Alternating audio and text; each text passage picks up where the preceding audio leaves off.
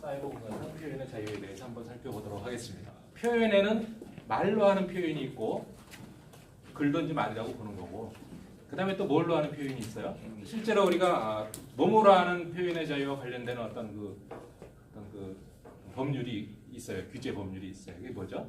집회 및 시위에 관한 법률 그래가지고 헌법에 보면 언론, 출판, 집회, 결사의 자유는 보장된다 이렇게 돼 있어요. 응?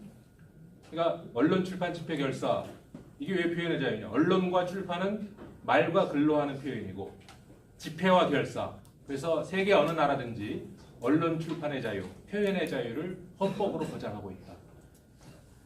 이게 일단 중요하다. 언론, 출판, 집회, 결사의 자유. 언론, 출판, 집회, 결사의 자유. 이게 헌법 21조 1항이에요. 1항.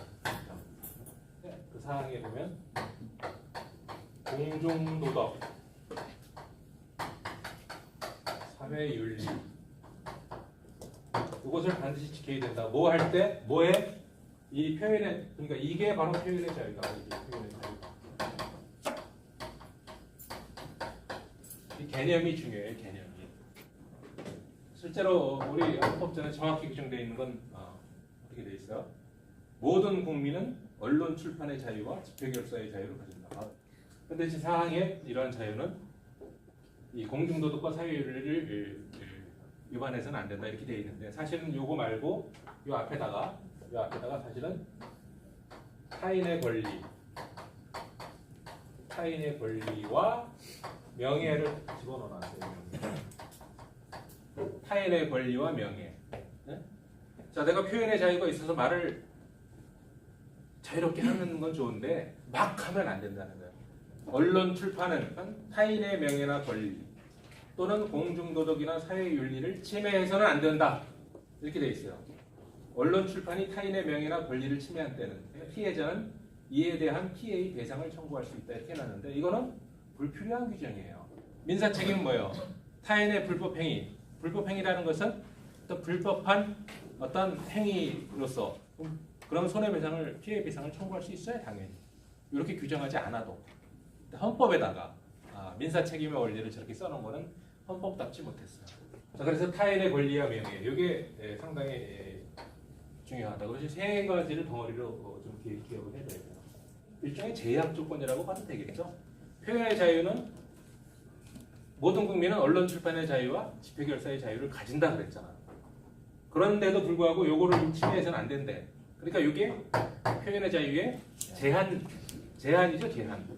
그래서 미국의 헌법을 소개를 하면, 미국 헌법, 수정헌법 제1조, 미 합중국 의회는 국교를 정하거나 종교 행위를 금지하는 법을 제정하지는 않는다. 종교의 자유가 먼저 나왔어. 종교의 자유랑 같이 규정을 해버렸죠. 우리는 종교의 자유가 별도로 국교는 인정되지 아니하며 뭐 이런 식으로 돼 있죠. 또 의회는 언론, 출판의 자유 또는 국민들이 평화적으로 집회할 수 있는 권리와 고충 처리를 위해 정부에 청원할 수 있는 권리를 제한하는 법을 제정해서는 안 된다. 이렇게 해놨어요. 1986년도에 우리나라처럼 인터넷상에 음란물을 유포시키는 것을 이거 안 되겠다 싶어서 금지하는 법률을 만들었어요. 이게 통신품위법이라고 해요. 그냥 연방대법원에서 최종적으로 판단을 해요. 거기서 이거는 표현의 자유, 수정헌법 1조에 그 표현의 자유를 제한하는 법을 제정해서는 안 된다 이렇게 돼 있는데 법을 제정했잖아. 우리나라랑 좀 다르죠. 미국에서는 음란물 유통을 금지할 수가 없다. 무슨 자유 때문에? 표현의 자유 때문에. 수정헌법 제1조에 종교의 자유, 그 다음에 언론, 출판의 자유, 그 다음에 집회의 자유, 결사는 없다고 그랬죠? 그 다음에 청원권, 이것을 제한하는 권리를 두어서는 안 된다. 제한하는 법률을 만들어서는 안 된다. 이렇게 돼 있죠? 제한하는 법률을 만들어서는 안 된다. 이렇게 돼 있어. 그래서 어떠한 그 규제 법률을 만들어도 다 위헌이 되는 거예요, 미국에서. 그런데 그럼 그냥 무제한하냐? 미국은 무제한하냐? 그랬더니 그렇지가 않고 연방대법원에서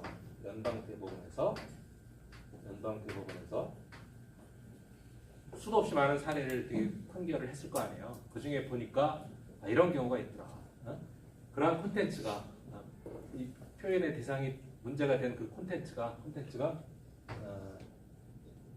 현재 존재하고 이거를 줄여서 현존이라고 현재 존재하고 지금 그러니까 미래에 존재할지도 모르는 거라면 상관없이 막 얘기하면 되는 거예요. 근데 지금 막 존재하고 있는 거 현존하고 위험해. 근데 되게 위험해. 지금 막 현존하고 되게 위험해요. 현존하는 위험의 원칙이라는 게 있어요. 현존하는 위험의 원칙. 여기에 해당되면 제한할 수 있다고 판결로서 현존하는 위험의 원칙이라는 원칙이 있어요. 우리나라는 현존하지 않아도 되고 위험하지 않아도 그것이 타인의 권리를 침해하거나 명예를 훼손하거나 공중도덕이나 사회율을 침해해서는 안 된다고 되어 있기 때문에 이러한 내용들을 규제하는 법률을 만들 수가 있는 거예요. 이런 걸 만약에 정확히 인식을 하고 있다면 댓글 폭력, 댓글 모욕죄, 댓글 명예훼손 이런 거 다 없어지겠죠? 이런 것을 네티즌들이 국민들이 잘 알고 실천에 옮긴다면 그게 뭐예요? 그게 바로 사이버 윤리가 되는 거예요. 사이버 윤리. 이게 어디랑 연결이 돼? 사이버 윤리. 자, 표현의 자유. 자꾸 미국 헌법 들먹이면서 표현의 자유를 무한한 제약 없는 표현으로 얘기하면 안 된다. 그러나 우리 헌법재판소도 보면 표현의 자유를 가능하면 억압해서는 안 된다라고 선언을 하고 있어요. 그 모욕죄 규정이 위헌이에요, 아니에요?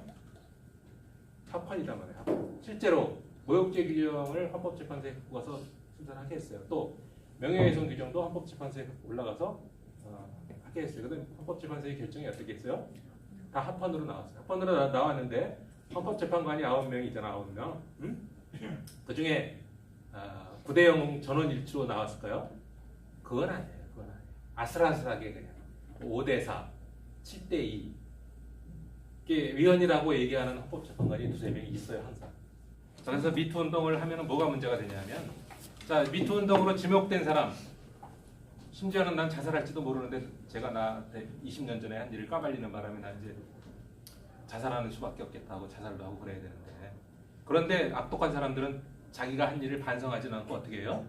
제가 나의 뭐를 침해했다? 명예를 훼손했다 이거잖아요. 명예를 훼손했다. 자, 명예훼손. 명예훼손은 사실을 얘기해서 명예를 훼손하는 경우가 있고 허위의 사실을 얘기해서 명예를 훼손하는 경우 두 가지를 규정을 해놓고 있어요. 미투 운동할 때는 진실한 사실이죠. 본인이 그 사실을 부정하지는 않아요. 그러니까 두 가지 태도가 있어. 당한 사람이, 지목당한 사람이 너 그런 일 없다, 증거 대라 이렇게 얘기하는 사람이 있고, 그런 일이 좋다 있긴 있는데 넌 나의 명예를 훼손했어. 넌 나에게 모욕을 줬어. 해가지고 사실에 의한 명예훼손죄로 검찰에 고소를 한단 말이야. 그 검찰이나 경찰에서 고소가 들어오면 수사를 해야 돼. 몰라다가 막 물어봐요. 그때 어떻게 어디를 만졌냐 뭐 해가면서 막 물어봐요. 이게 무슨 피해? 몇 차적 피해? 2차적 피해. 수사기관에 의한 2차적 피해란 말이에요. 그런 걸 견디려고 얘기한 건 아니잖아요. 그래서 지금 이 사실적시에 의한 명예훼손, 이 사실적시 명예훼손 이거 좀 뭐가 일률적으로 다 무조건 형사처벌하는 거 좀 이상하지 않냐? 어떻게 좀 개선을 해야 되지 않냐 그래가지고 공익에 저해되지 않는 경우는 예외로 한다 이런 식으로 이렇게 단서를 하는 걸로. 네? 저 사람의 비리와 악독한 행위에 대해서 사회적인 고발을 하는 것은 그 공익에 부합하는 내용이죠. 사실을 말하는 게 왜 죄가 되느냐라고 생각할 수도 있지만 비록 잘못된 일을 행한 사람이라도 누군가 갑자기 일을 느닷없이 몇 년 또는 몇십 년 후에 갑자기 누가 나의 비리 사실을 막 공개적으로 떠들면 사회생활 하기 힘들죠. 그런 거는 기본적으로는 못하게 막아야 돼요. 그런데 이런 성범죄 같은 것은 성범죄를 절대 저지르면 안 되죠. 죽을 때까지 이거는 책임을 져야 되는 범죄예요. 반드시 여성을 상대로 하는 범죄는 아니지만 성범죄라는 것이 그렇지만 99%는 여성을 상대로 하는 범죄임에 틀림이 없어요. 그래서 이것은 여성 인권 침해 범죄다 이렇게 얘기할 수 사실적시 명예훼손. 이것을 좀 경우에 따라서 좀 나누어서 일부는 일부는 범죄로 해야 되지만 일부는 허용할 수밖에 없는 그러한 예외를 더해야 된다라고 하는 것이 결론이죠. 그 다음에 사이버 모욕죄 입법을 검토해야 된다. 사이버 모욕. 자, 지금 사이버 공간상 명예훼손은 사이버 명예훼손죄로 정보통신망법으로 규율하고 있고, 현실 공간에서의 명예훼손죄는 형법에서 규율하고 있어요. 똑같은 이치로 사이버 모욕죄는 정보통신망법에서 규율하든지 해야 돼요. 사이버 공간을 통해서 하는 모욕은 옛날에는, 지금 형법이 1953년에 시행이 된 거예요. 몇 년 됐어? 65년쯤 됐잖아요. 그렇죠? 굉장히 오래됐는데 그때 인터넷을 예상이나 한 사람이 있었을까? 그때 만든 법률 가지고 지금 인터넷이든 뭐든 모욕했잖아. 그럼 이걸로 형사처벌하면 돼. 그러면 사이버 명예훼손은 뭐하러 만들었어? 그것도 아무나 됐으나 다 명예훼손하면 그냥 처벌하면 되지. 뭐하러 만들었어? 똑같은 이치로 사이버 모욕죄 규정이 별도로 필요하다. 그렇지 않고 그냥 계속 모욕죄로 형법으로 처벌하는 것은 무슨 원칙 위반이다? 형법에 시도 올린 죄형 법정주의. 왜? 범죄를 처벌하려면 반드시 처벌 뭐가 있어야 돼요? 규정이 있어야 돼요. 처벌법이 있어야 돼요. 처벌법이 없잖아 지금. 사이버 모욕을 형법상에 그냥 모욕죄로 처벌하고 있잖아요. 변칙이죠, 변칙. 그래서 정확히 죄형 법정주의의 논란을 벗어나려면 입법을 해야 된다라고 하는 게 나의 옛날부터의 주장인데, 거의 아무도 듣고 있지 않아서. 자, 명예훼손은 이미 이제 입법이 돼 있으니까. 그 다음에 다른 이슈로, 자, 인터넷 실명제는 몇 번 얘기를 했는데, 과거에 그 게시판을 이용할 때 뭐 30만 명 이상이 매일 찾아오는 게시판, 그러다가 이제 10만 명으로 줄였었죠. 10만 명이 찾아오는 게시판에 본인을 확인하는 시스템이 있었죠. 그래서 주민등록번호 넣고 이름 넣고 해가지고 맞다 그러면 그때서는 그럼 그렇게 확인했으면 그 사람 이름을 쓰게 해야 되는데, 또 그건 아니에요. 또 확인만 끝나면 또 XXXYY 이렇게 해가지고 지 맘대로 아이 이름 바꿔서 막 글을 올릴 수가 있었어요. 자, 그럼 이상한 제도였는데, 그 헌법재판소에서 주민등록번호 확인하는 거 요게 위헌이다 그랬어요. 인터넷 실명제가 위헌이다 그러지 않고. 그런데 모든 언론에서 인터넷 실명제 위헌 결정 이런 식으로 나와가지고 잘못 표현하고 있어요. 인터넷 실명제라고 하는 것은 인터넷상 자신의 이름을 사용하게 하는 게 인터넷 실명제예요. 주민등록번호 확인 안 해도 돼요. 다른 방법이 있으면 다른 방법으로 하면 돼요. 대체 번호가 있으면 상관이 없어요. 그런데 꼭 주민등록번호를 인터넷 실명제로 착각을 하고 있어요. 그래서 표현의 자유하고 상관이 없다. 내 이름을 안 쓸 표현의 자유는 내가 표현을 내 마음대로 조율할 수 있는 자유가 있다는 거잖아요. 내 이름을 익명으로, 익명의 자유라고 하죠. 익명으로. 그런데 우리가 공식적 공공적인 기관이나 어떤 공공의 성격을 가진 그런 데다가 나의 의견을 발표할 때 내 이름도 이야기하지 않고 말만 하는 데가 어디 있어? 그럴 바에는 우리가 유치원 때부터 왜 자신의 이름을 먼저 얘기하세요. 그런 거 뭐하러 배웠어요? 아예 유치원 때부터 야, 네 이름 절대 얘기하면 안 돼. 그냥 네 말대로 막 해. 이렇게 가르쳤어야지. 좀 이상하지 않아요? 그래서 자원 인터넷 실명제가 좀 이렇게 뭔가 개선될 필요가 있다. 여전히 현재 인터넷 실명제가 인정되고 있는 법률이 몇 개 있어요. 뭐가 있죠? 공직선거법에 선거할 때 후보자에 대한 어떤 글을 쓸 때는 반드시 자기 이름을 주민등록번호를 넣어서 확인해야 되죠. 지금도. 그 다음에 그 정보통신망법에서 하루 10만 명 이상 찾아오는 민간 게시판은 삭제가 됐지만 뭐가 남아있어요? 공공 게시판은 그대로 남아있어요. 여러분이 공공 게시판을 잘 이용을 안 해서 그렇지, 공공 게시판에 들어가면은 또 확인을 해야 돼. 그대로 살아있어요. 그대로. 실명제, 주민등록번호, 본인 확인자가 그대로 살아있다. 국민들은 다 없어진 줄 알아. 하나도 안 없어졌어요. 하나도 안 없어졌어요. 그게 있고 이제 마음 중립성의 원칙 그게 있는데, 다음 시간에 갖다 이제 하고 넘어가도록 하겠습니다. 자, 질문 없으시면